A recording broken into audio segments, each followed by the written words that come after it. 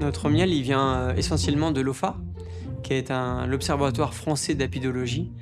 C'est Thierry Dufresne qui a créé cet observatoire au massif de la Sainte-Beaune et c'est un massif protégé. Et son objectif, en fait, à Thierry et à Vivien, c'est de préserver l'abeille. Et ensuite, si l'abeille est bien, alors elle pourra faire du bon miel.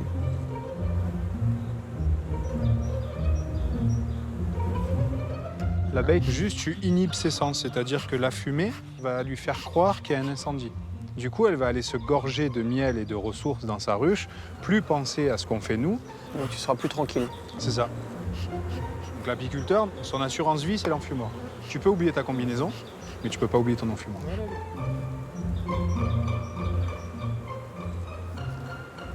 Combien tu as de kilos de miel là, dans une ruche comme ça là? Tu peux avoir une bonne quinzaine à une vingtaine de kilos de miel dans le corps de la ruche. Et donc voilà un cadre rempli de miel. Ouh. Donc on voit que le miel est frais, tu vois, ça commence à operculer. Tiens, mets ton doigt dedans, tu grattes, donc tu le mets et tu pousses. Comme ça, tu en as sur le doigt. Voilà. Oh. Et là, tu récupères ça et tu goûtes. Magnifique.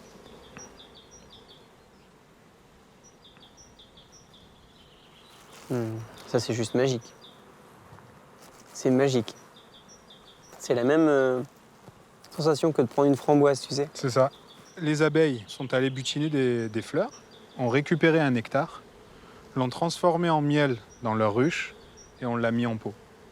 C'est tout. Il n'y a que ça. Rien d'autre. Déjà, pour faire ce qu'elles font, elles meurent. L'abeille vit 30 jours et elle meurt d'épuisement.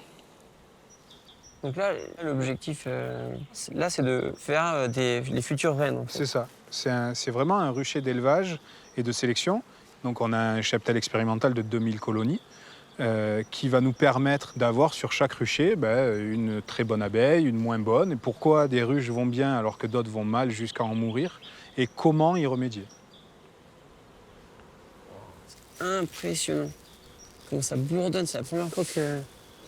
Regarde autour de nous, il y a une nuit.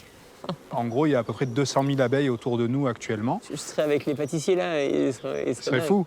Ouais, c'est extraordinaire. Franchement, il faut le vivre. C'est juste génial. Quand tu es tous les jours là-dedans, tu te dis que... Et puis c'est apaisant en fait. Il y a une importance primordiale à sauvegarder cet insecte en particulier quand on sait que l'abeille pollinise 80% de la planète.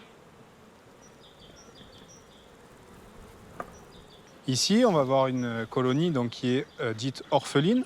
Ça veut dire qu'il n'y a pas de reine dedans. Donc on a récupéré une larve avec des caractéristiques qui nous intéressent. Et normalement, on va avoir des cellules royales. Donc là, c'est là où elles se tiennent par les pattes. Et comme ça, les autres abeilles, elles leur courent dessus pour aller plus vite en haut à la cellule, quoi. Ah oui, ok. Donc là, une reine naîtra dans chaque... C'est ça. Chaque cellule royale operculée, comme ça, il y a une future reine dedans.